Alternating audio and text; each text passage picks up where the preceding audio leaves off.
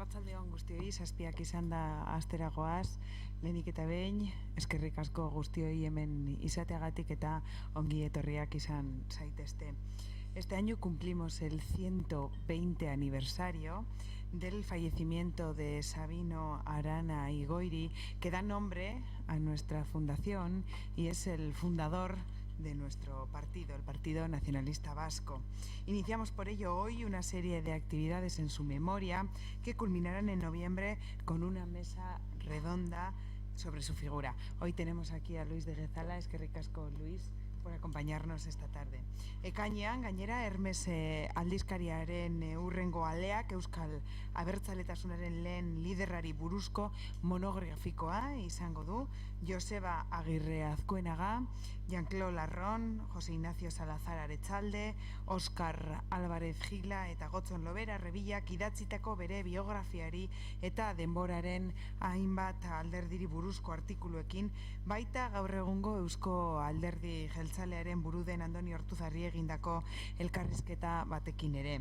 Comenzamos hoy también con la referencia de otro aniversario, el 130 del primer acto público de Sabino Arana, que recordamos como el juramento de Larrazábal, un día primaveral como hoy y no muy lejos de aquí. Nos va a hablar de ello, como decía, Luis de Gezala, historiador de esta propia fundación, al cual le cedo la palabra ahora mismo. Luis, euria da hitza nahi dozunean. Eskerrik asko, Mireia. Arratsaldeon guztioi eta eskerrik asko etortzeagatik, bereziki urrunago etortzi direnei, Arabatik, Gipuzkoatik eta iparraldetik bebai. Vamos a dedicar un tiempo a Sabino de Arana, fundador del Partido Nacionalista Vasco, del nacionalismo vasco, y también que da nombre a nuestra fundación. Como decía Mireia, es el 120 aniversario de su fallecimiento, lo cual significa que hemos realizado ya 119 conmemoraciones. Y yo voy a intentar que esta no sea igual que las 118 anteriores. Voy a intentar tratar cosas desde un punto de vista diferente y también ofrecer algunas cosas poco conocidas. Para los más jóvenes que estáis aquí, pues serán desconocidas la mayoría. Para los más veteranos, muchas no, pero creo que incluso alguna os va a poder sorprender. Y sin más, vamos a empezar hablando antes que del hombre, del tiempo y de la época que le tocó vivir, que esa es la parte que se espera que hagamos los historiadores para ayudar a comprenderlos, a los personajes históricos. Y vamos a jugar con frases y a recordar frases que dijo Sabino de Arana o otras personas que vivieron en su época. Hay una ahí que tenéis que es bastante conocida, Danemon Biarzako Maetetan Askatasunari, que no dijo Sabino de Arana, sino que lo dijo un sucesor de Sabino de Arana, un sabiniano, como sabéis. ¿Sabéis quién dijo esta frase? Si alguien se... La Guaseta, exactamente. Y recoge muy bien el espíritu, creo yo, de Sabino y de todas las generaciones vascas que ha habido en la historia, muy lejana ya, porque si hay un continuum en la mentalidad vasca es la lucha por la libertad, o más antiguamente por las libertades. Entonces esta frase de la Guaseta creo que entronca muy bien con lo que fue la vida de Sabino de Arana. Y voy a hacer una reflexión, como decía, sobre el País Vasco acabando el siglo XIX. Fue una época del siglo XIX con muchas guerras, que conocemos las guerras carlistas. Tuvieron su desarrollo, desgraciadamente, y sobre todo en nuestro país, y con la desgracia que supuso tanto de pérdidas económicas como de vidas. Yo recuerdo hace unos años que hubo un incendio fuerte en Vizcaya, que hubo muchos montes quemados, y cuando los veía pensaba, así quedó nuestro país al final de las guerras carlistas. Y aparte de eso, de lo que fue la cuestión de la guerra, quiero tratar un tema que también interesa para comprender todo lo que vamos a hablar después, el tema del genocidio. El genocidio como concepto se desarrolla jurídicamente después de la Segunda Guerra Mundial, pero eso no significa que hasta que se desarrolla el concepto no haya existido. A veces nos hacen la broma de decir no podía ser un genocidio en el siglo XV porque todavía no estaba desarrollado jurídicamente de este tipo. No, sí se cometen genocidios. ¿Y por qué hablamos de genocidios? Bueno, ahí tenemos una definición clásica: cualquiera de los actos perpetrados con la intención de destruir total o parcialmente a un grupo nacional, étnico, racial o religioso como tal. Esto es la definición que queda. Se excluye un grupo político porque en el contexto de la creación de las Naciones Unidas, desde la Unión Soviética se quiso eliminar lo de la persecución política. Bien. Y debemos a un judío polaco, Rafael Lemkin, en el año 39, el inicio de este desarrollo del concepto de genocidio. Otra forma de definirlo: el genocidio es una multiplicidad de acciones destinadas a destruir las bases de la supervivencia de un grupo en cuanto a grupo.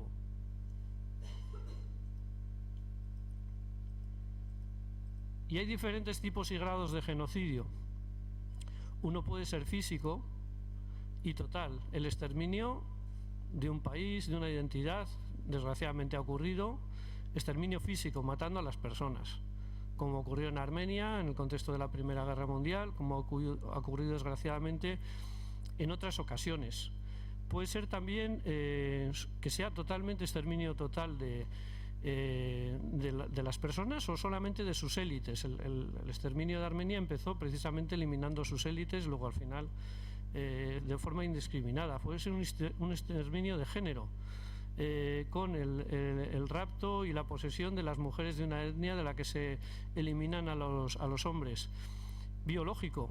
Hemos conocido, y en el siglo XX, comunidades indígenas en América que han sido esterilizadas las mujeres para evitar que estas naciones indias, o que llamamos indias americanas, continuaran o se reprodujeran.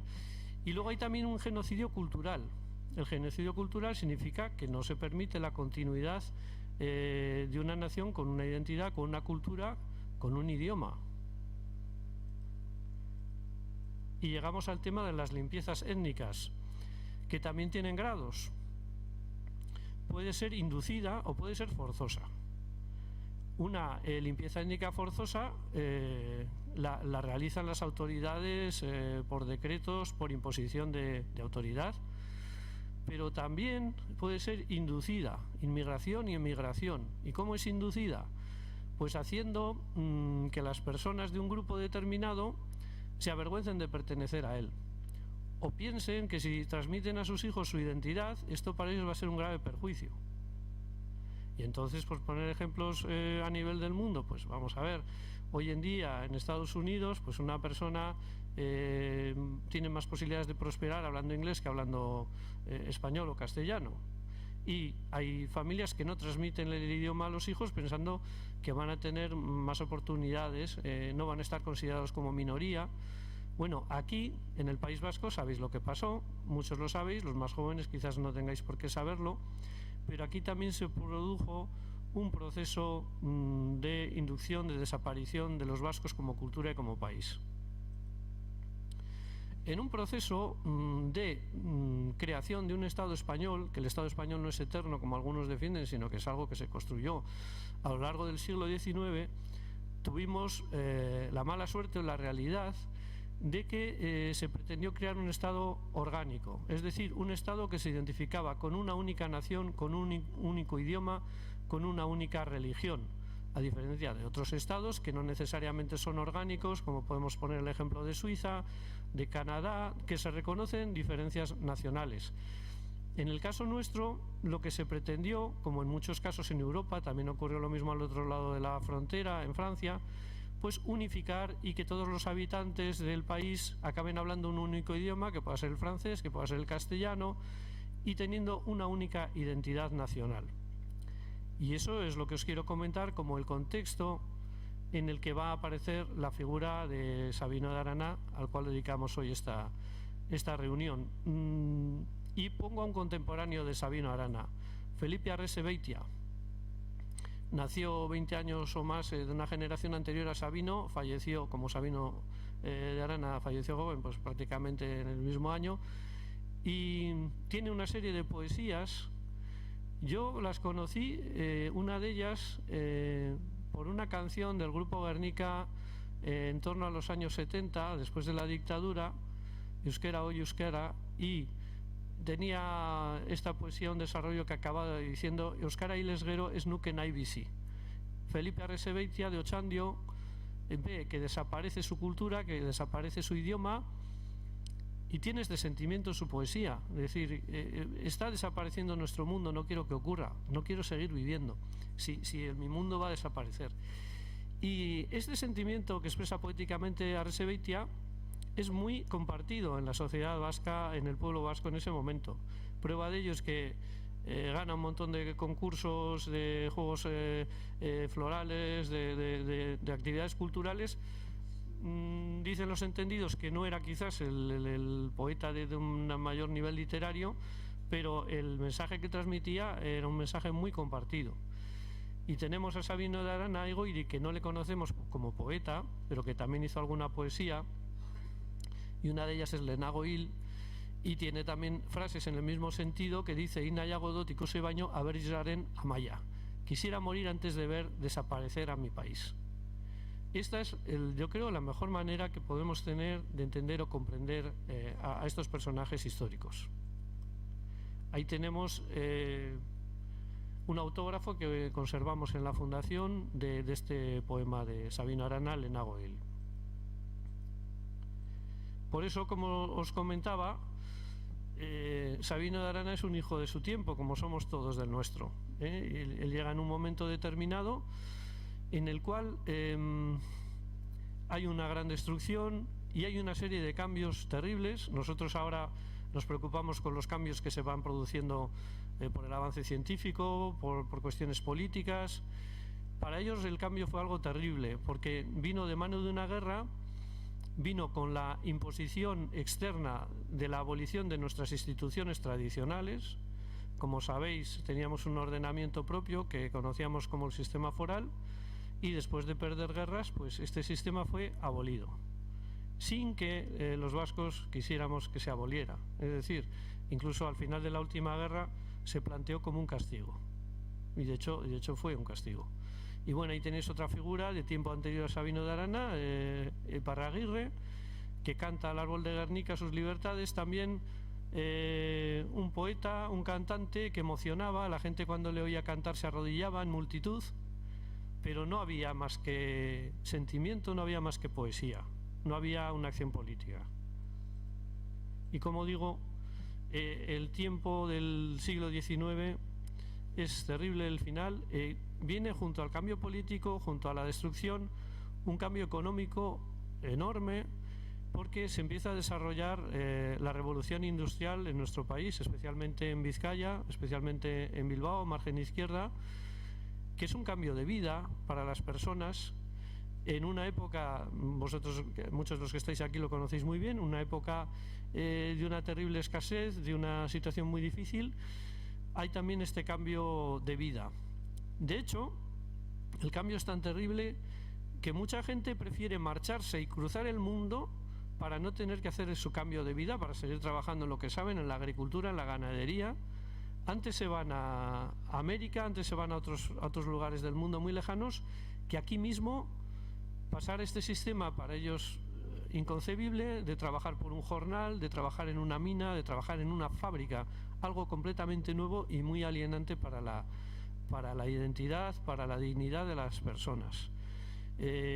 Cuando, bueno, por hablar de cosas más populares actualmente, como pueden ser las obras de Tolkien, este mundo de los ogros que desarrollan fábricas, que van derribando árboles, Tolkien está contando lo que él conoce, la industrialización también en Inglaterra, y esa deshumanización, ese cambio de vida, ese sentimiento de que desaparece ese mundo que conocemos poético, mítico, y está siendo destruido y cambiado por una realidad terrible. Por eso Arana, otra frase que dice: cuando me pongo a pensar veo que esto se nos va antes de que termine el siglo que acabamos de empezar. Ese es el sentimiento que tiene. Y entonces podemos hacer ya un recorrido cronológico del personaje. 1882 es cuando adquiere conciencia nacional vasca. Pensamos que en una conversación con su hermano Luis, que le convence a su hermano Sabino, que es 3 años más joven, de que no es español, como le enseñan en la escuela, sino que es vasco. Y esta conversación, otra frase, también con una cierta complicación, como todas las que escribía a finales del 19 Arana: bendito el día en el que conocí a mi patria y eterna gratitud a quien me sacó de las tinieblas extranjeristas. Hay mucho para hablar. Él tiene este sentimiento. Y sobre esto sabéis que se organizó a partir de entonces el Aberrieguna. Celebramos el Día de la Patria Vasca Aberrieguna no en relación a una batalla, como suele ser habitual en muchos países, no en relación a una proclamación de independencia, no tenemos la oportunidad de celebrar eso. Bueno, celebramos una conversación entre 2 hermanos. A mí es una cosa que me gusta mucho, porque me parece una referencia para una nación fantástica. Y decimos que esto ocurrió en 1882, un domingo de resurrección. Esto no es seguro. Aquí podemos decir algo. Es posible que esta fecha, en 1932, en plena inicio de la Segunda República Española, cuando el partido fundado por Sabino Arana decide hacer una festividad nacional, eligen esta fecha de Aberrieguna, que también tiene una simbología católica importante. Pero yo, hablando con un amigo vesirólogo muy aficionado al estudio de los emblemas y de los símbolos, con Juanjo González, él tiene la intuición de que la conversación de los hermanos se produjo cuando estaba Luis de vacaciones, porque Luis estaba estudiando en Galicia arquitectura. Entonces tiene más sentido que esto ocurra en periodo vacacional, que sería el verano. Y ese verano, a principios de julio, hubo una exposición de Vizcaya, la primera exposición de Vizcaya, a imitación de otras exposiciones que se hacían en otros países, en otras regiones, que aunaba una exposición industrial y comercial de productos con una exposición también artística. Y en la exposición artística la medalla de oro se la dan al cuadro que tenéis aquí. Y no es un premio, también diría como lo de Arresebeitia, no le quiero quitar mérito artístico a Anselmo de Guinea, pero creo que el premio vino por el motivo que representaba el cuadro. Estamos en 1882, 6 años después de perder la última guerra carlista, 5 o 6 años después de la abolición de las juntas generales, de la imposición de que por primera vez los vizcaínos van a tener que servir y los vascos en el ejército regular español. Bueno, pues el cuadro recrea un acontecimiento histórico que es el de Jaun Suria jurando defender la independencia de Vizcaya. Esto pudo ocurrir o no ocurrir, o ocurrir de una manera igual o distinta a la que se recuerda, pero se considera que es el momento fundacional del territorio de Vizcaya como señorío. Y tiene seguramente más fundamento del que se pueda pensar que sea una cuestión mítica. No, tiene fundamento. Lo que pasa es que lógicamente del siglo IX pues sabemos muy poco, y todo lo que nos llega son fuentes muy lejanas. Lo que sí tenemos ahí es cómo en el siglo XIX y a finales del XIX las 2 o 3 generaciones que nos preceden interpretaban lo que había pasado en el pasado, que es distinto a las interpretaciones de la Academia Española y en la construcción del Estado español. Y si veis ahí, en este juramento de Jaun Suria, un caudillo que se supone que pueda tener un origen vikingo, normando, que se supone que acaudilla a los vizcaínos en defensa de una agresión, una invasión del reino de Asturias o de Castilla, de Asturias sería por estas fechas. El dosel, que yo no me había fijado, Juanjo me dice: ¿tú te das cuenta qué es lo que hay ahí arriba del altar en el que está haciendo el juramento? Y lo que hay ahí arriba es la bandera que identificaba a Vizcaya. Esto lo sabéis algunos bien. Y curiosamente la crestería que aparece al fondo, y esto yo lo ignoro pero me han dicho, no es la que correspondería a Guernica, sino que es la que correspondería a Gerediaga. Curioso, ¿verdad? Bueno, son muchas curiosidades. Yo procuro que ya el tiempo que venís aquí veáis cosas un poco diferentes a las que se repiten continuamente. Son cosas para pensar, inseguridades que nos da el conocimiento del pasado. El primer libro de Sabino de Arana se tituló Vizcaya por su independencia. Qué casualidad, ¿verdad? Que prácticamente igual al título de la obra que hemos visto, 10 años después. Y el subtítulo es Cuatro glorias patrias. Precisamente de lo que va el libro es de la reflexión que hace Sabino de Arana sobre 4 supuestas batallas medievales que hubo en la que los vizcaínos nos defendimos de los invasores, de los extranjeros. Entonces, esto sí lo sabemos. Esto sabemos qué fue lo primero que publica Sabino de Arana como un pequeño librito, y eso nos va a dar lugar a otra festividad que conmemoramos ahora, que es el 130 aniversario del juramento de Larrazábal. ¿Por qué? Cuando esto se publica dicen, ¿y este chaval qué ha publicado aquí? Que nos explique de qué va esta historia, porque Sabino de Arana tiene 27, 28 años en este momento. Y le invitan a una afán y merienda al caserío de Larrazábal, donde pues las cosas no eran precisamente tan solemnes como lo que hemos hablado hasta ahora, ni tan terribles. Yo tengo por aquí de algún artículo una descripción de cómo eran estos chacolís y cómo era la vida en Vizcaya en una época como es la de ahora, en un avance ya de la primavera. Por ejemplo, el chacolí de Isidro, que estaba en Deusto, decían: las tardes buenas de primavera y al salir de la fábrica era una gran salad nuestro el chacolí de Isidro. Qué tardes tan preciosas y encantadoras, qué casa la de Isidro con su hermosa parra rodeada de perales en flor, marcada por los canalillos que la regaban y saneaban, detrás las huertas y más lejos Archanda y banderas iluminados y dorados por el cálido sol de la tarde. Eran fondos de cuadros de Guinea. La mesa puesta debajo de la parra y junto a la campa con sillas rústicas y sedanes para asientos. En uno de los extremos el jarro, rodeado de vasos forales. Cada uno al llegar, viniese de Zorroza o de Bilbao, saludaba y probaba un vaso, mirando al trasluz antes y paladeando, después daba su opinión. Estamos en diversión, en un momento agradable.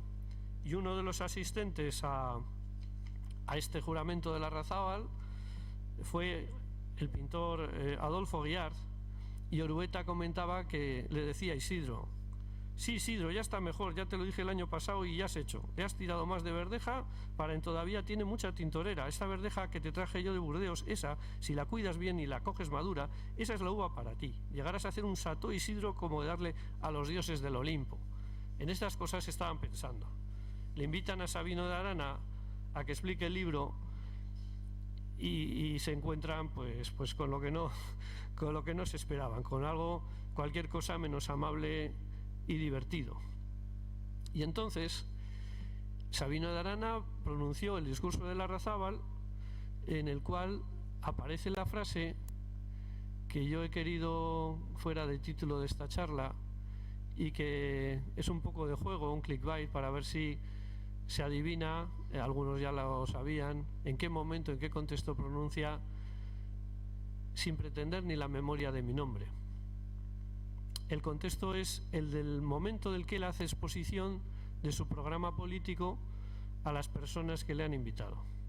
Y la frase completa es: yo no quiero nada para mí, todo lo quiero para Vizcaya. Ahora mismo, y no una, sino 100 veces, daría mi cuello a la cuchilla, sin pretender ni la memoria de mi nombre, si supiese que con mi muerte había de revivir mi patria.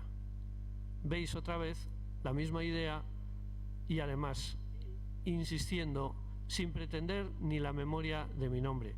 Y esto vamos a ver ahora el recorrido de la escasa vida que le quedaba a Sabino de Arana, para ver hasta qué punto tiene importancia la frase.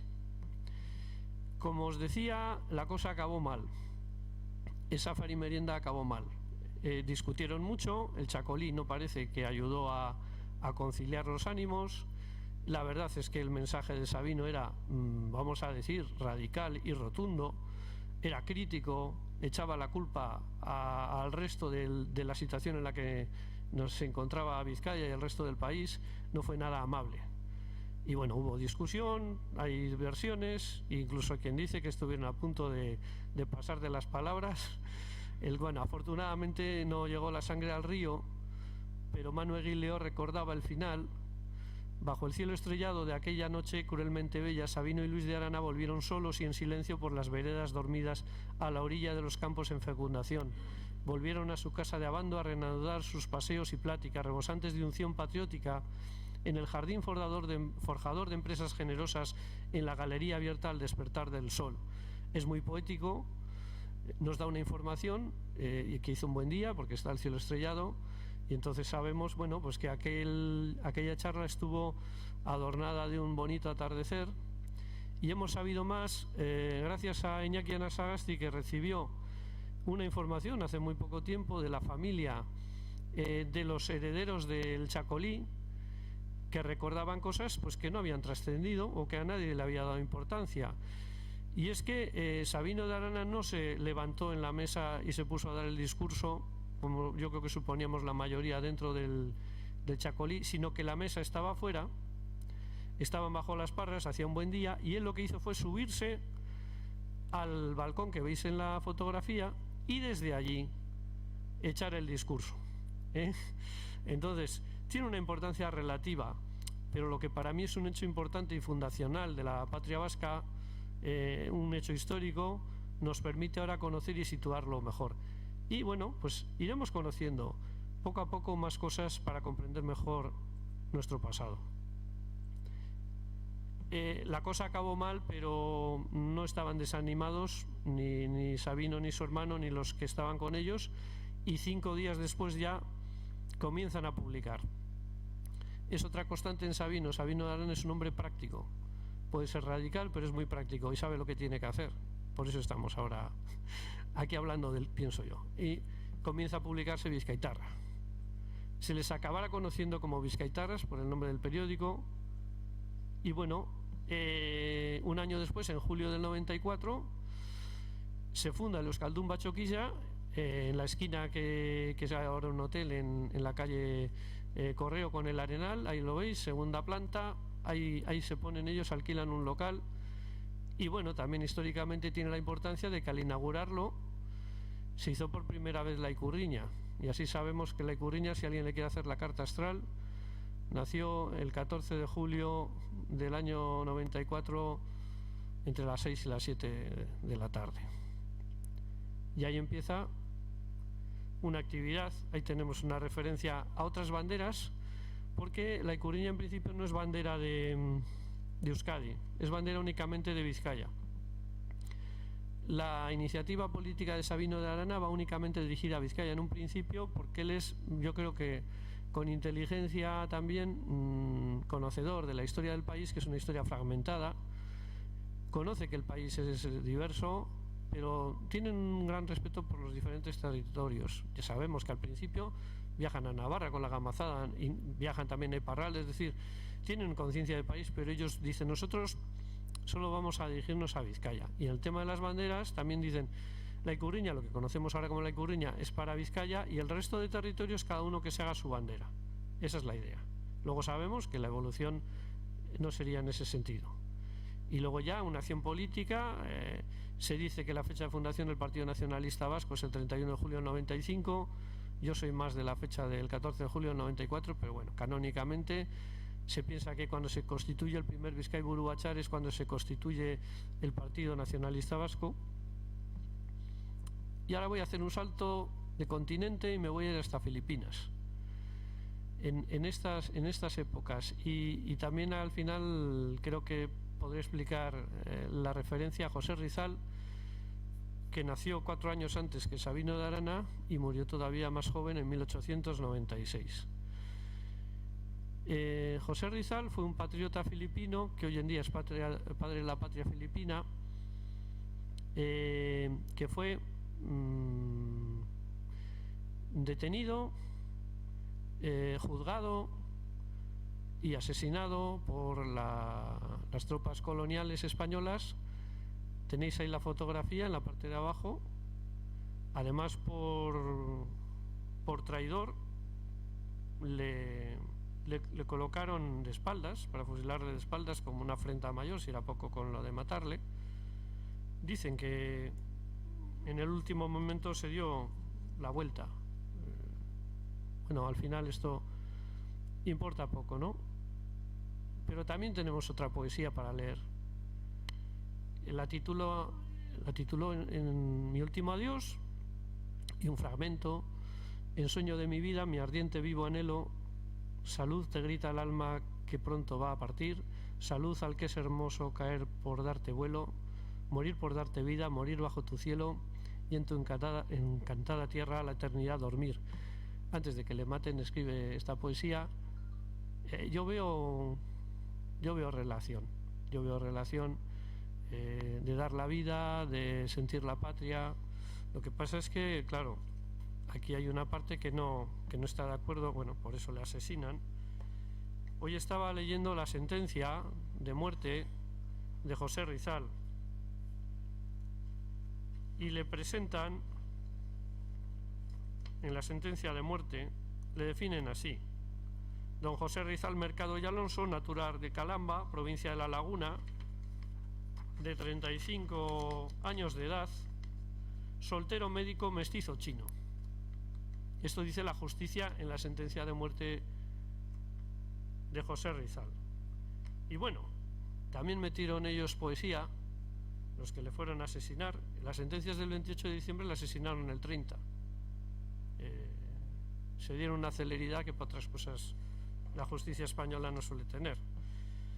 Rizal no es tribuno. Sus discursos, que por pequeña muestra pueden conocer el folio 18 vuelto, encierran vulgaridades que a medio siglo pudieran ser de efecto en las masas populares, pero merecedoras de mayor desdén del presente. Rizal no es escritor correcto ni pensador profundo. Sus escritos, unidos a autos, acusan la mayor imperfección del lenguaje y no gran energía intelectual. Y sin embargo, Rizal ha sido el verbo del filibusterismo, el más inteligente director de los separatistas, el ídolo, en fin, de la muchedumbre ignorante y aún de personajes incultos que han visto en su agitador perpetuo un ser sobrenatural a quien apellidan Supremo.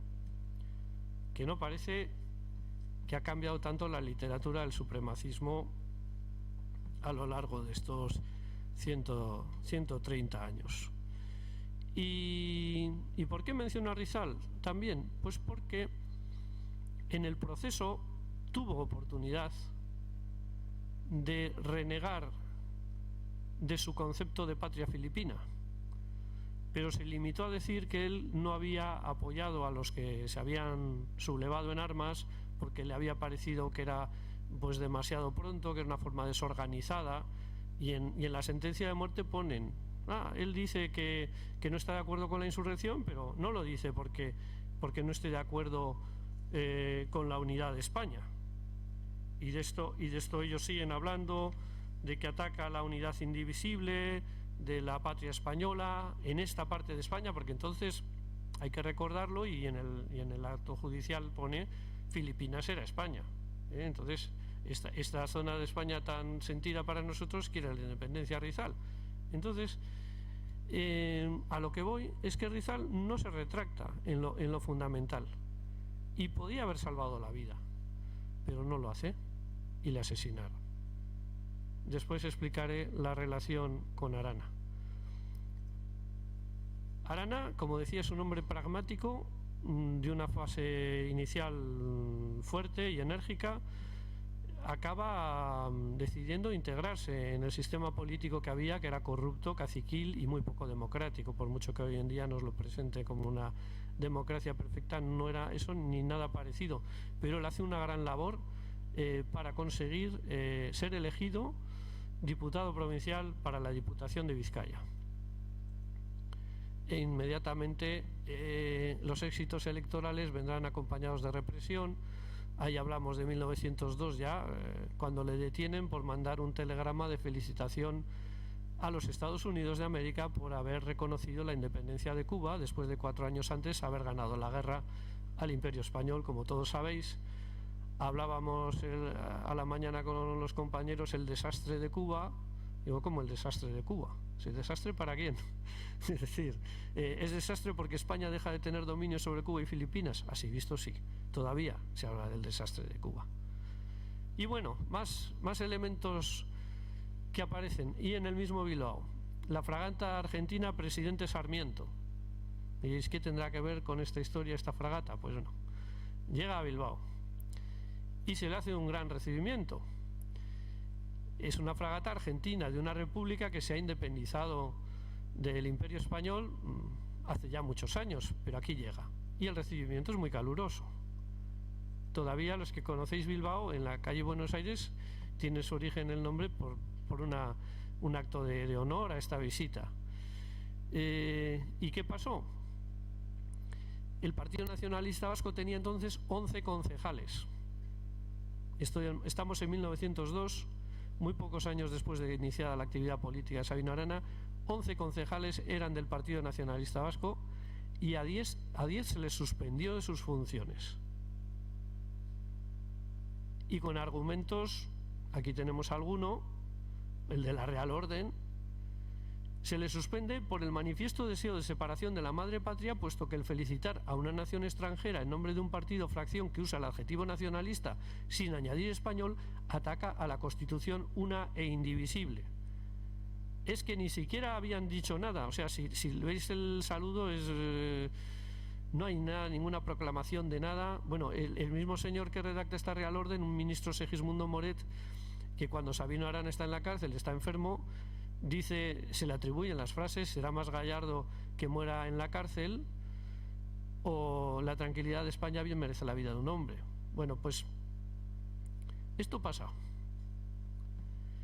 Y Sabino Arana está en la cárcel, ahí le veis, en la Rínaga. Y entonces él hace una reflexión.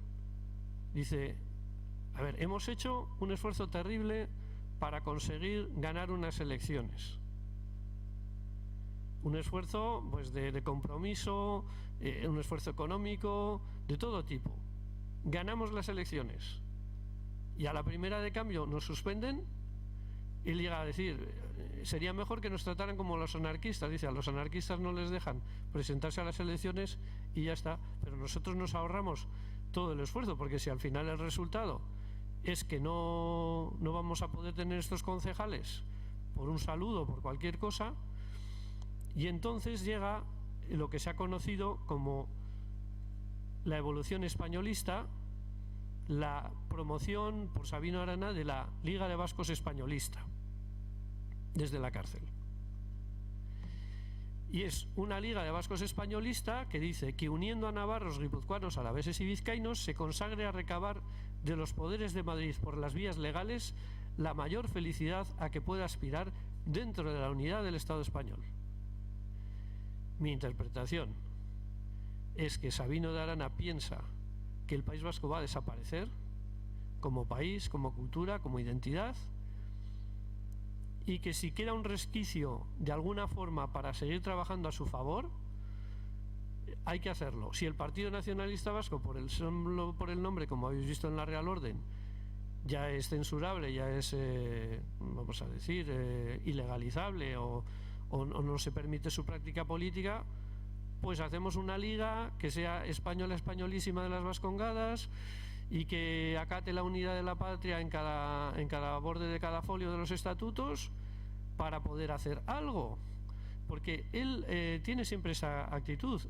Hace un Partido Nacionalista Vasco, pero también donde el Partido Nacionalista Vasco puede no tener fuerza, o incluso donde la tiene, pero que puede haber gente que se aproxime con un cariz político menos marcado, se crean los centros vascos. Es decir, él intenta siempre hacer algo que sirva, algo que tenga utilidad, y cuando sea un tema cultural, cuando sea un tema histórico, cuando no necesariamente sea un tema político que vaya en beneficio de la identidad y la defensa del país, pues en eso nos metemos, aunque no sea lo que nosotros queremos. También Rizal había fundado una liga filipina que se limitaba a decir que iban a promover el comercio y las buenas relaciones, pero ya la justicia española ya se da cuenta de las malísimas intenciones. Esto supuso, cuando le quedaba poco más de un año de vida, en mi opinión, un gran sufrimiento a Sabino de Arana, que está en la cárcel y además está enfermo de muerte. Y el sufrimiento llegó a límites muy grandes. Y aquí tenemos una carta que le escribe a su hermano Luis, con el que sabemos que empezó su aventura política, pero con el que, bueno, la cosa no continuó. Y le dice: mi querido hermano, toda la prensa acoge como sincero el rumor de la patria. No era posible otra cosa, empieza mi pasión. Reconocen mi buena fe, pero consignan mi extravío pasado, mi debilidad o candidez, dejándome arrastrar por los que me rodean. Cae por su base toda la grandeza del nacionalismo, toda la gloria pasada se desvanece, mi corona se ha marchitado. ¿Qué significa esto? El propio Luis de Arana dirá a sus amigos: Sabino se ha vuelto loco, para empezar. Y muchísima gente dice: esto no tiene ni pies ni cabeza. Nosotros hemos aprendido de Sabino de Arana qué es lo que tenemos que hacer como nacionalistas, defender nuestra soberanía, nuestra identidad, defender la libertad, y ahora no podemos hacer esto. Y de hecho, este proyecto fracasa. Pero ¿a qué viene esta reflexión junto a Sin pretender ni la memoria de mi nombre? Bueno, es una opinión personal que no he visto publicada, pero también tiene que tener alguna ventaja ir a una charla una tarde y oír alguna cosa nueva. En mi opinión, Arana hace un sacrificio mayor que Rizal. Y diréis: hombre, mayor sacrificio que Rizal, que le asesinan por la espalda, pues difícil, ¿no? Pues yo creo que sí, porque él, con el objetivo de salvar a su país, del que hemos visto que continuamente está con ese pesar de que va a desaparecer, dice: prefiero que mi nombre quede o en el olvido, incluso mal interpretado, que se me acuse de españolista, de que me volví loco antes o después. Prefiero todo eso que caiga sobre mi memoria a que el país desaparezca.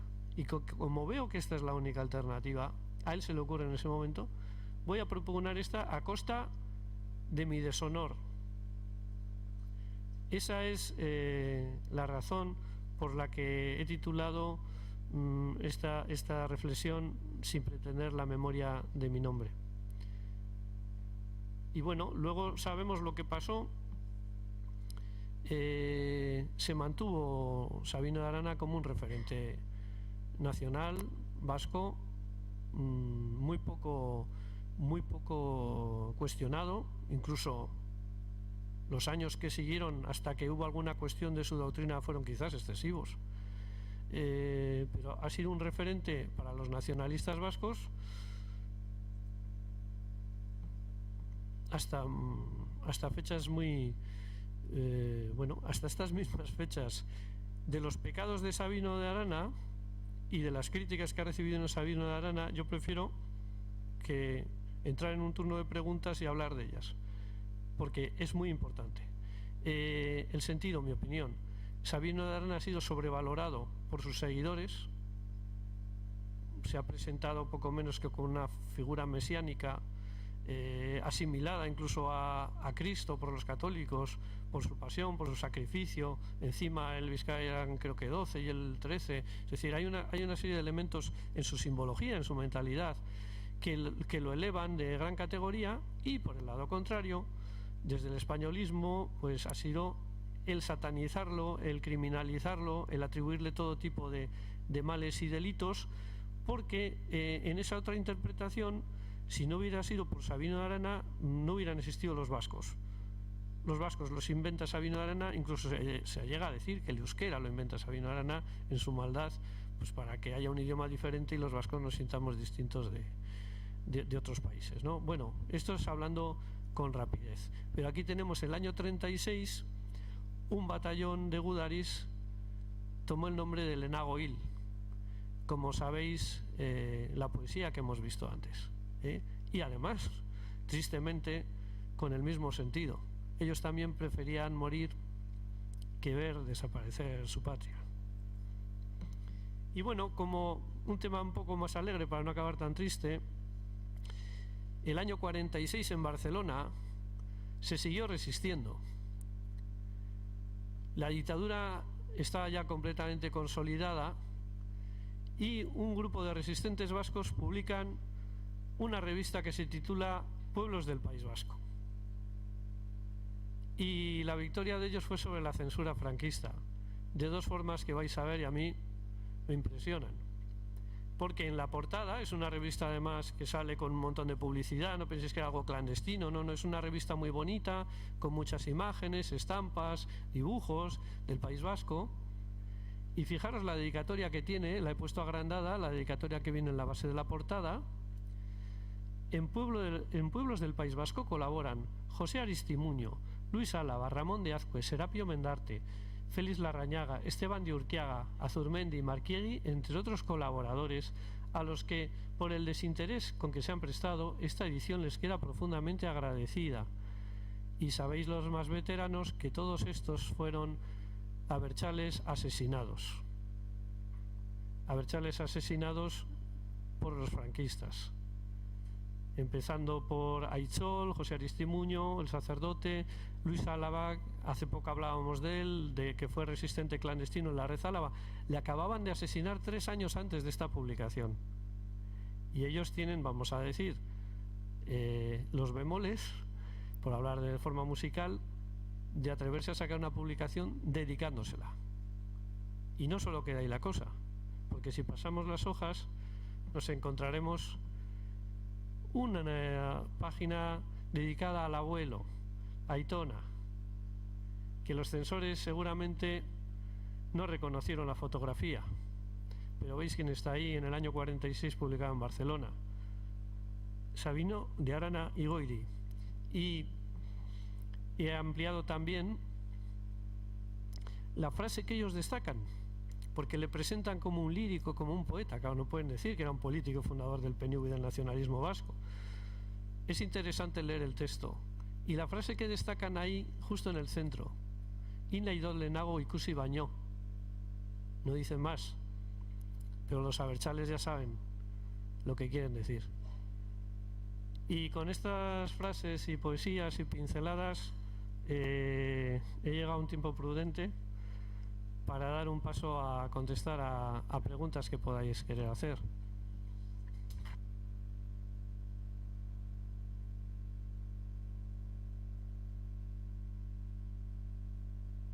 Es que ricasco, Luis. Recordaros que tenéis unas tarjetas en vuestros asientos para poder hacer preguntas. Ya tenemos alguna.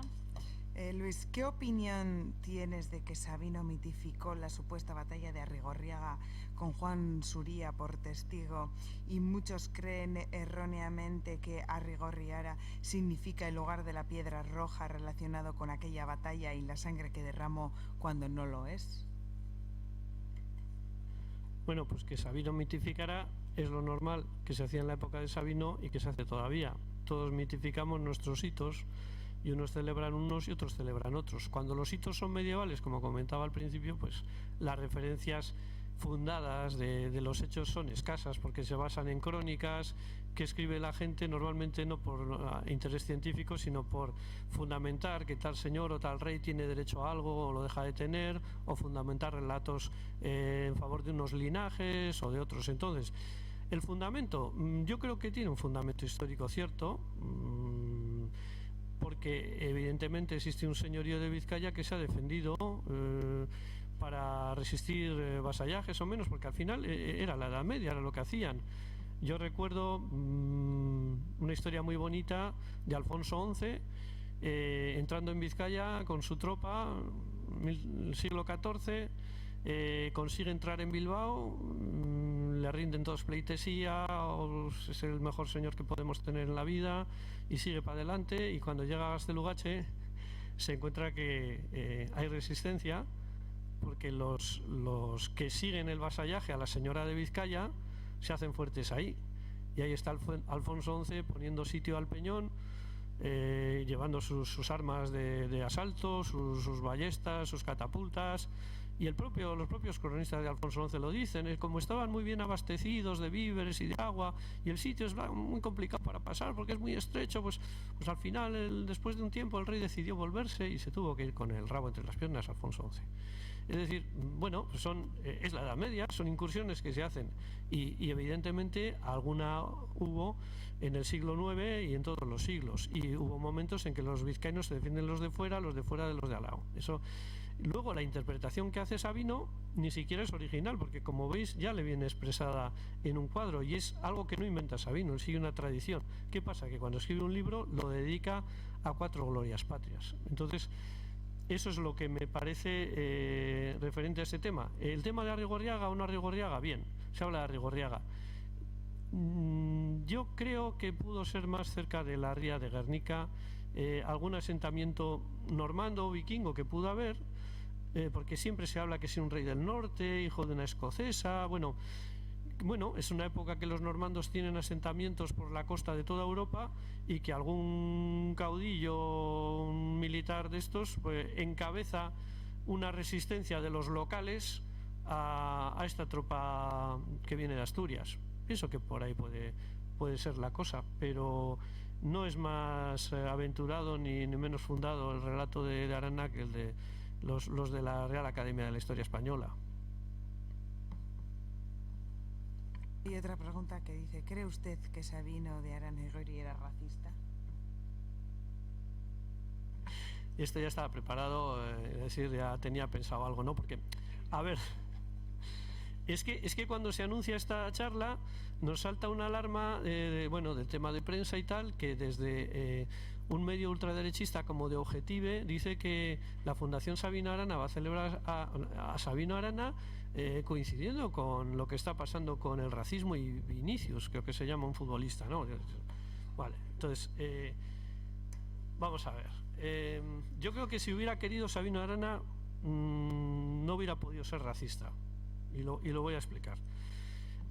Por varias razones. A ver, una, el fundamento católico en el pensamiento de Sabino de Arana. Es un fundamento que le condiciona y que va a ser útil para los nacionalistas vascos, porque van a recurrir al providencialismo para justificarse, diciendo que si los vascos existimos es porque Dios lo ha querido, y si lo ha querido Dios, que no puede ser malo. Eso es un argumento que usarían los nacionalistas vascos durante muchísimos años. Desgraciadamente lo tuvieron que hacer. Eso por un lado. Y el otro, hombre, ser racista de una minoría racial no es muy inteligente. Vamos a hablar de otra cosa, el darwinismo social. Todos o muchos conocéis la teoría de la evolución de las especies de Darwin, que dicen que las especies o los individuos incluso se adaptan a los más aptos, los menos aptos no, desaparecen, y eso hace la evolución. Bien, eso es algo que, quitando en Estados Unidos y algunos otros, está comúnmente aceptado. Pero en el siglo XIX intentar hacer una aplicación de eso a la política, y eso es el darwinismo social. ¿Y qué dicen los señores de los países más importantes? Como nosotros somos los más importantes, los de más desarrollo científico, y los otros pueblos del resto del mundo son atrasados y no tienen industria ni tienen ciencia, pues es que estos al final van a tener que desaparecer. Les estamos haciendo un favor conquistándoles, dominándoles, dirigiéndoles lo que tienen que hacer y lo que no. Bueno, ya aprovechamos las riquezas que tienen y esto, pero bueno, esto es una cosa natural, que nosotros nos impongamos, porque esto es claro, esto se aplica hacia afuera de Europa, pero se aplica también dentro de Europa, y se aplica contra las minorías nacionales. Las minorías nacionales que tienen la desgracia de no tener un Estado propio son también marcadas con el dedo para desaparecer, por ser inferiores, y esto es lo que se conoce aquí. ¿Qué se nos dice? Incluso por gente de nuestra propia élite intelectual, pero que va a hacer méritos lógicamente en la Academia Española, pues que el euskera es un idioma inferior, es un idioma atrasado, no sirve para nada, y que lo que tiene que hacer la gente aquí es dejar de hablar euskera y ponerse a hablar español, porque es un idioma moderno y buenísimo, porque se ha demostrado que es buenísimo y mucho mejor porque se habla en más sitios y por más gente, lo cual es otro disparate científico. Hoy en día la lingüística tiene clarísimo que no hay idiomas superiores ni inferiores.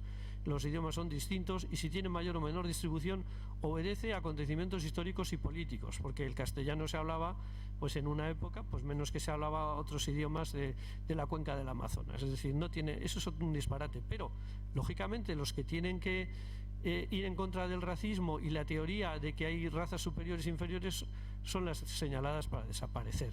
Y para terminar un poco la reflexión, podemos hablar más si queréis, mi opinión, y claro, es lo que se saca de contexto las frases de Sabino de Arana diciendo: los vizcaínos andan erguidos, los españoles andan agachados, los vizcaínos son muy simpáticos y los españoles no, los vizcaínos son trabajadores, los españoles son perezosos. A ver, ¿Por qué hace esto? Porque se les está diciendo exactamente lo contrario, y él lo que intenta es que haya una autoestima, que la gente tenga la autoestima de decir, oye, que no somos inferiores, que nosotros también tenemos cosas buenas.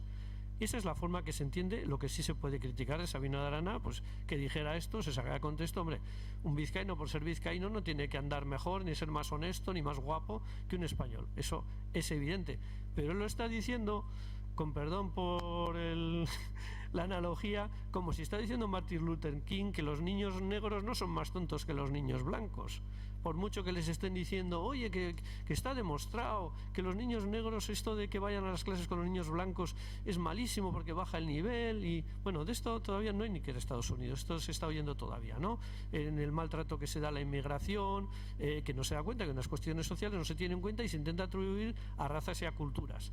Yo lo que os quiero decir es que se trata de que Sabino Arana no podía ser racista aunque quisiera, y que esos excesos que hace, que hay que reconocer que lo fueron, vienen en el contexto de intentar demostrar pues que los vascos no éramos inferiores. No era por decir que los vascos fuéramos superiores, ni mucho menos. Y luego, para redondear, os voy a leer, para que ya os forméis vuestro propio criterio, que tenía preparado unos textos. Os voy a leer uno y a ver si adivináis quién lo escribió. Creo que la esclavitud era para ellos, se refiere a los negros de Cuba, mucho mejor que esa libertad que solo han aprovechado para no hacer nada y formar masas de desocupados. Todos los que conocen a los negros le dirán que en Madagascar, como en el Congo y en Cuba, son perezosos, salvajes, inclinados a obrar mal, y que es preciso manejarlos con autoridad y firmeza para obtener algo de ellos. Estos salvajes no tienen otros dueños que sus instintos, sus apetitos primitivos. ¿Sabéis quién dijo esto?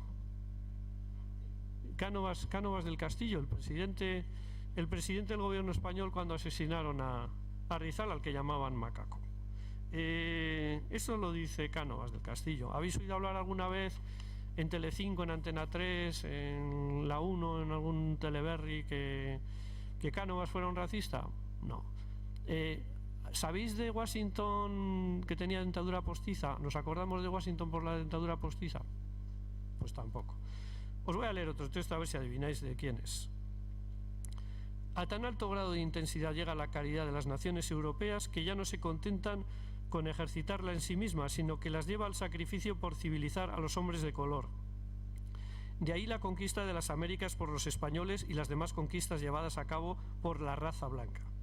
Que hay un país cuya posesión promete, o por sus riquezas agrícolas o minerales, o por sus ventajas marítimas o estratégicas, pues allá se mandan un par de cañoneros que planten en el pabellón nacional. Si el indígena protesta, se le acribilla el cuero, lo cual, como no dispone de cañones rayados ni de fusiles de repetición, es fácil hacerlo.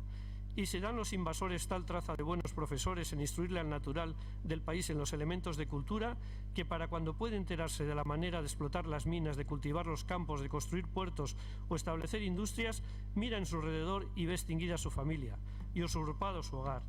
Se mira a sí mismo y observa que la dignidad humana es patrimonio de la raza blanca y vese rebajado a la condición del bruto.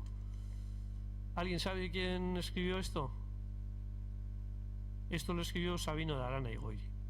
Entonces, copia-pega, y cuando os vengan con la historia del racismo de Sabino de Arana, pues bueno, no solo son frases, también podemos utilizar párrafos. Esto no lo puede escribir un racista, aunque lo intentara. De hecho, Cánovas nunca consiguió, sino todo lo contrario. Hay muchas. No sé quién me tengo. Sabino Arana murió joven.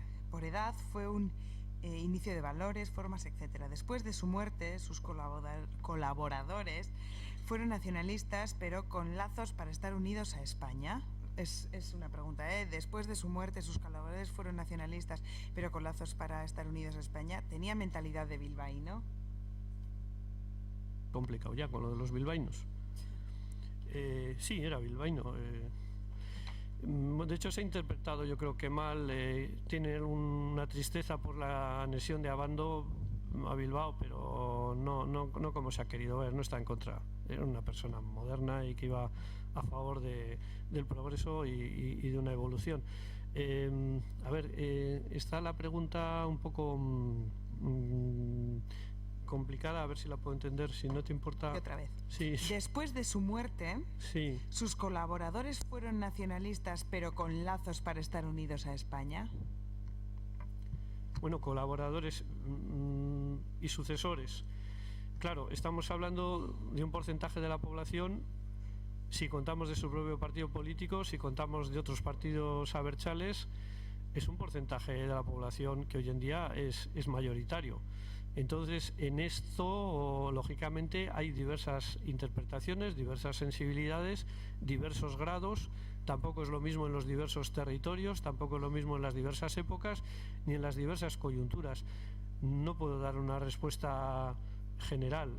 Lo que sí creo es que para los abertzales queda claro una frase que se le atribuye y que yo no he encontrado nunca, pero que va con su pensamiento, de que Euskadi es la única patria de los vascos. En eso creo que hay una coincidencia.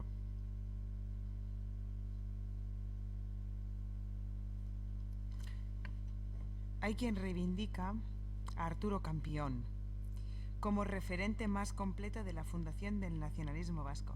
¿Qué destacarías de Sabrino frente a Arturo?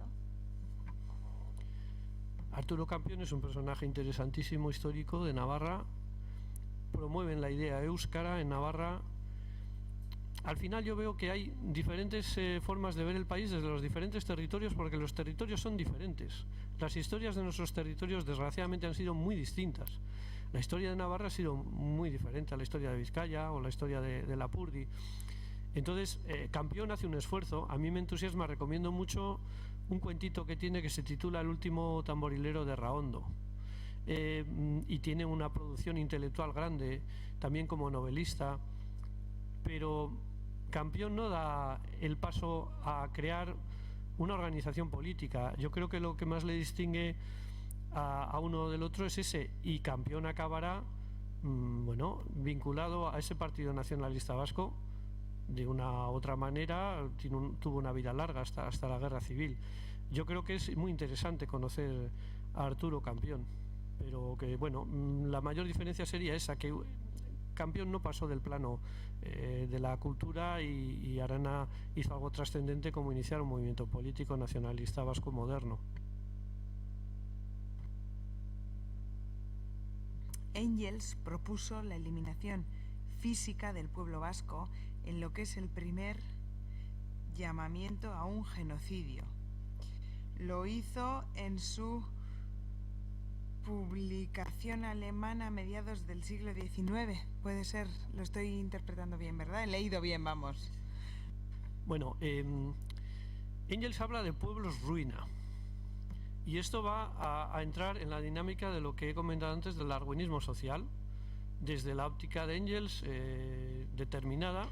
Para esto se distingue muy poco de cualquier otra acción política supremacista. Y ellos ven, por ejemplo, desde la óptica francesa, decir, los que se oponen a la revolución son los vascos de Iparralde, son los bretones, son los de la Vendée. Estos son pueblos reaccionarios que no van a favor de este progreso que nosotros les vamos a vender y que todos vamos a poder disfrutar. Y hablan así, la expresión en alemán no la recuerdo, pero sí es pueblos ruina. Entonces dice, van a desaparecer, estos pueblos van a desaparecer. De hecho, desgraciadamente y culturalmente, estos pueblos del Atlántico acabaron prácticamente desapareciendo. El uso del gaélico, el uso del celta es tan minoritario que prácticamente desaparecieron a favor, en el caso de Francia, del francés. Entonces, no solamente es que tengan que desaparecer, es que vamos a hacer lo posible para que desaparezcan.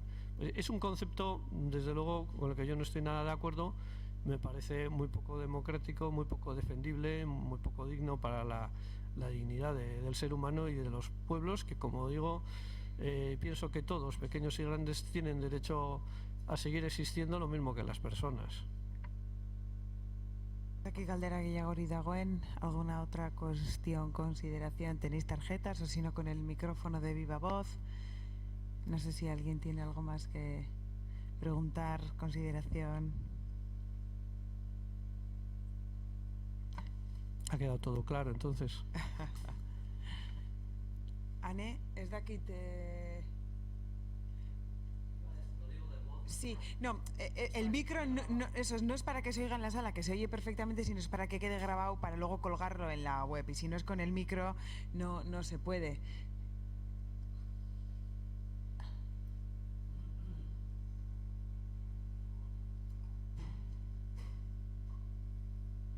Un segundo.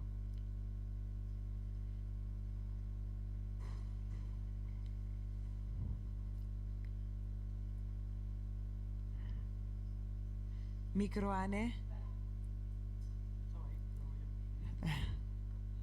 Aquí hay una pregunta y hay otra. Bueno, repito.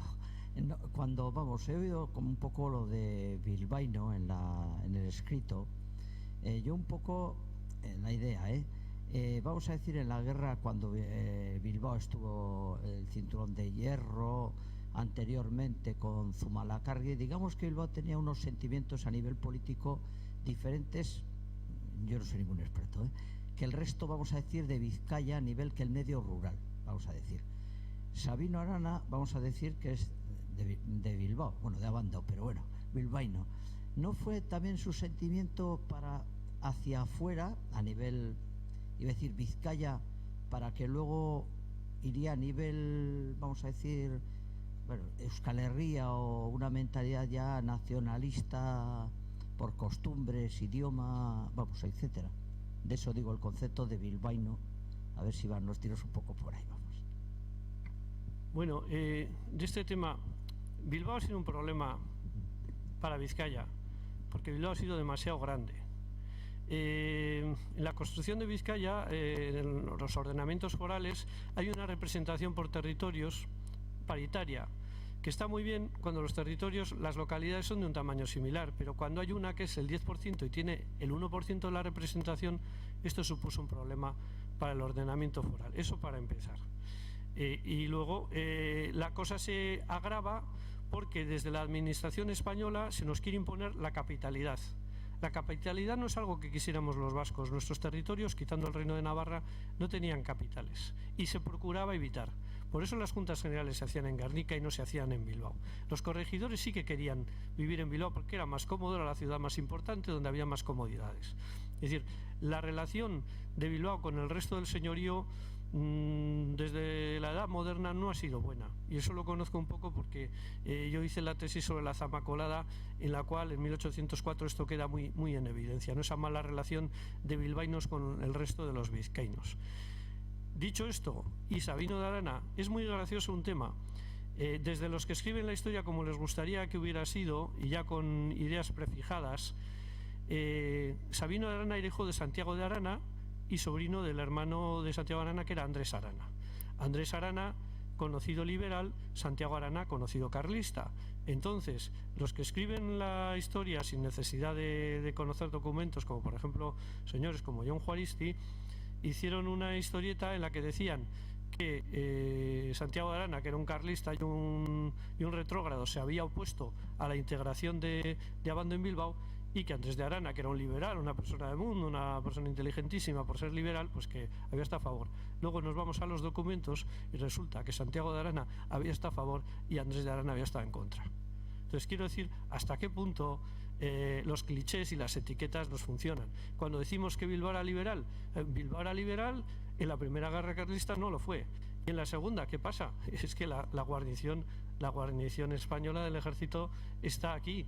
Y organizan las milicias como pueden. Es decir, hay que también tener en cuenta los contextos, y normalmente se critica mucho desde el nacionalismo español a que en Bilbao tengamos una calle importante dedicada a Zumalacárregui, y te dicen, pero ¿cómo es posible si Zumalacárregui bombardeaba Bilbao? ¿Cómo es que los bilbaínos tenéis una calle dedicada a Zumalacárregui? Pues los bilbaínos tenemos una calle importante dedicada a Zumalacárregui y también una calle importante dedicada a Sabino Arana, y a Zumalacárregui se la tenemos porque Zumalacárregui luchó por defender nuestras libertades, y el señor Espartero, que tuvo su calle y ya se la quitamos, luchó por quitárnosla. Eso es una cosa que podría decir. Y otra, una frase que yo oí en doctorado en la Universidad del País Vasco y que me impresionó mucho cuando la oí, porque eran los años 80, es que la libertad llegó al País Vasco con la Guardia Civil. Y yo soy de la opinión contraria, pero desde las teorías historiográficas y liberalísimas y españolísimas nos cuentan eso, que aquí vivíamos poco menos que como cafres y hasta que llegaron a ordenarnos de fuera, pues no estaba aquí bien la cosa. Sí, encantado por escucharte, ha sido magnífico. Nos has contado cómo su proyecto, el proyecto de Sabino Arana, era para Vizcaya, y él pensaba en su patria como Vizcaya, pero sin embargo todos nosotros hemos heredado esto que también has explicado, que Euskadi es la patria de los vascos. ¿Cómo se produce esta evolución? Será muy temprana. Él empieza trabajando por Vizcaya porque es su entorno, porque es su territorio, porque había una gran fragmentación histórica y política, aunque había uniones de conferencias forales y había relaciones, la vida era muy fragmentada. Y la evolución será prontísimo, por decir, antes de fundar el partido viaja a Castejón a recibir a los diputados navarros que se habían opuesto a la gamazada. Participa en Hendaya en el Congreso Ortográfico. Él tiene una idea de país. Lo que pasa es que llega hasta donde llega y piensa en principio en Vizcaya, y con una humildad que yo creo que es buena, porque yo creo que si algo se puede achacar a sus sucesores, como las cosas que igual no hicieron de lo mejor, fue intentar trasplantar al resto del País Vasco lo que había servido para Vizcaya. Lo mismo que habían desde Bilbao catequizado, por decir así, difundido el nacionalismo en el resto de Vizcaya, ellos también van con la idea, el resto de territorios, vender lo mismo, y no funcionó excesivamente bien. En Guipúzcoa hasta los años 30 el nacionalismo no tiene fuerza, y en Navarra pues ya sabemos lo que pasó, y en Álava, es decir, cada territorio hubiera necesitado, en mi opinión, como países vascos, su propio desarrollo. Claro, eso no es nada fácil, y ahí yo creo que fallaron, y creo que Sabino de Arana tenía clara esta idea, y él siempre defiende un proyecto confederal que su partido mantuvo durante muchísimos años y que en algunos casos complicó mucho las cosas, porque para ellos la misma importancia tenía el voto de Álava que el de Vizcaya, que el de Guipúzcoa, que el de Navarra, aunque en Vizcaya hubiera 10.000 afiliados y en Álava hubiera 25. Ellos lo llevaban esto con una idea de país, con un concepto de país, y el propio Partido Nacionalista Vasco lo mantuvo hasta épocas que hemos conocido, una representación paritaria por territorios independientemente, e incluso se ha trasladado a la composición del Parlamento Vasco. No son temas ya que nos alejamos de la historia, nos acercamos al presente y no vamos a entrar, pero sí, conocer a Sabino Arana, su idea es de un país confederal, de países unidos vascos, y sí, una idea de Euskadi.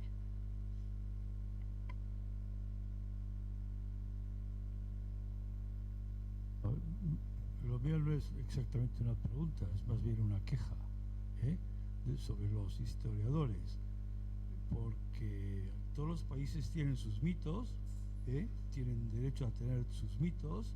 Nadie en Francia cuestiona los galos, aunque los galos acabaron todos en Bretaña. Los franceses descienden de tribus germanas que no estaban en Galia en el tiempo de los romanos, pero son mitos que nadie cuestiona, son mitos que forman parte del subconsciente colectivo del pueblo francés. Pero aquí en Euskadi tenemos una serie de historiadores que ganan su vida destruyendo mitos. No entiendo por qué lo hacen. ¿Por qué lo hacen? Respondo. En nombre del rigor. Destruyen mitos que más tienen que ver con el subconsciente colectivo que con la historia de verdad.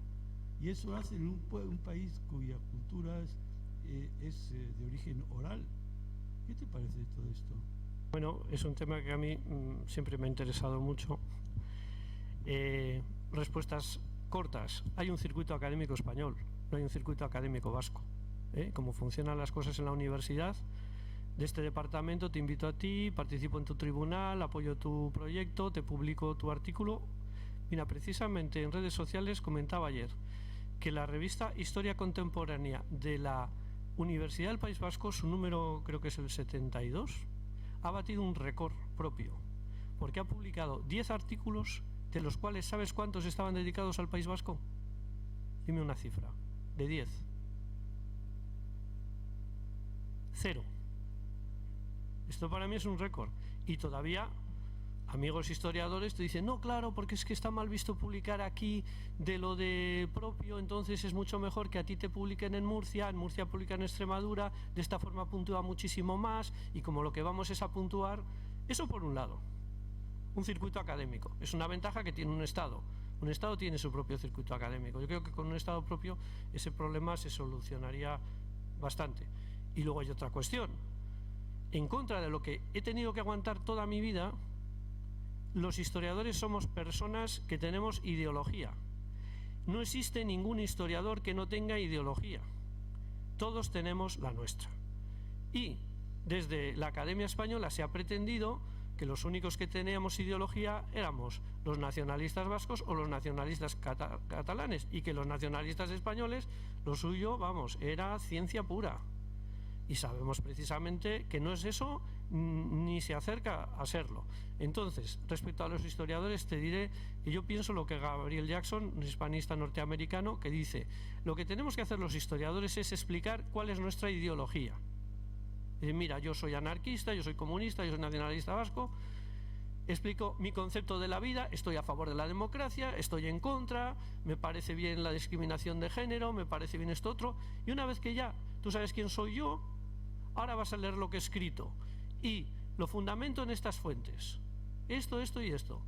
Lo que no se puede es pretender, como hacen desde la cátedra española, desde la historiografía española, que lo suyo es fantástico sin ninguna intención política. Y ahora estamos viendo además, estamos cerrando un ciclo de muchos ilustrísimos que están llegando a edades ya avanzadas, que más o menos han podido mantener el tupé de que ellos nunca tenían una opinión política, que lo suyo era ciencia pura, y ya se están desahogando, y les estás viendo a todos, pues no sé, Álvarez Junco o cantidad de historiadores, ya lo sospechábamos, pero que se está soltando el pelo. Dice, ahora ya digo ya lo que me da la gana. Y ahora les vemos a lo que están defendiendo, pues la unidad de la patria, la supremacía de España, pues todas estas cosas. Eso es lo que yo te respondo a la pregunta. Vale, Luis, pero ya sabemos que los españoles hacen lo que hacen. Los franceses y historiadores vascos, porque hay, por ejemplo, algún programa en ETV que lo que no es demostrable ante notario que es vasco, no lo es. Y en una cultura que viene de tradición oral, pues ¿qué vamos a hacer demostrando ante notario que algo antiguo es vasco? Como no se puede demostrar, pues será celta o será otra cosa. Eso es una destrucción, y lo hacen historiadores vascos. ¿En nombre de qué? Bueno, sí, hay alguna serie dedicada a decir que toda nuestra historia es un mito. Y claro, al principio pues hace gracia o entretiene o distrae, pero ya como va de eso, ya llega al absurdo. Entonces, pues a un señor que presenta documentales, porque al final a veces pensamos que el presentador de un documental es el historiador, y los guiones no siempre los hace el señor presentador, por mucho que luego le guste pues, la popularidad, y pues, mucho puede ser por buscar la atención. Te dicen que eso de esto los vascos se creían lo de la hidalguía universal. Como fíjate tú, qué mito pero vamos a ver si los ordenamientos forales son ley vigente y efectiva como nuestro sistema de derecho, y tienes un título que te habla de que todos los naturales y vecinos y nacidos en Vizcaya son todos hijos de algo y tienen esta categoría, y eso te lo dice la ley. Eso no es una interpretación de un acontecimiento, de una batalla, eso es una realidad vigente, contrastada, confirmada por el propio Estado español, con su Cancillería de Valladolid. Cuando salía gente de Vizcaya o de Guipúzcoa, acababan reconociéndole su estatus nobiliario porque era una hidalguía universal. Y eso te sale un señor que cantará por la mañana presentando un documental y diciéndote, fíjate este mito de los vascos, que se creían que eran todos nobles. Pues sí, va a ser que sí, en toda la vertiente atlántica, Vizcaya, Guipúzcoa, Lapurdi, el resto de Iparralde y merindades del norte de Navarra y norte de Álava, justo la vertiente atlántica, por algo será. Igual tiene algo que ver la economía, el sistema de vida, para que se llegue a plasmar estos ordenamientos. Esto es una realidad.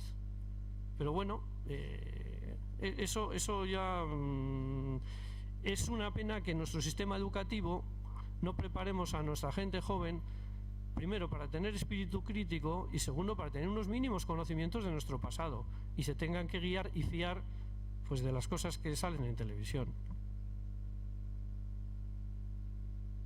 Bueno, ez badago galdera gehiagorik, eskerrik asko, Luis. Creo que podríamos seguir hablando de Sabino muchísimo tiempo y más nosotros, ¿no? Porque si no lo hacemos nosotros, que llevamos un nombre, ¿quién lo va a hacer? Acabamos aquí, pero ahora sí tenemos la oportunidad de continuar charlando un poquito aquí fuera tomando un chacolí. Eskerrik asko, Luis, eta eskerrik asko guztioi. Eskerrik asko.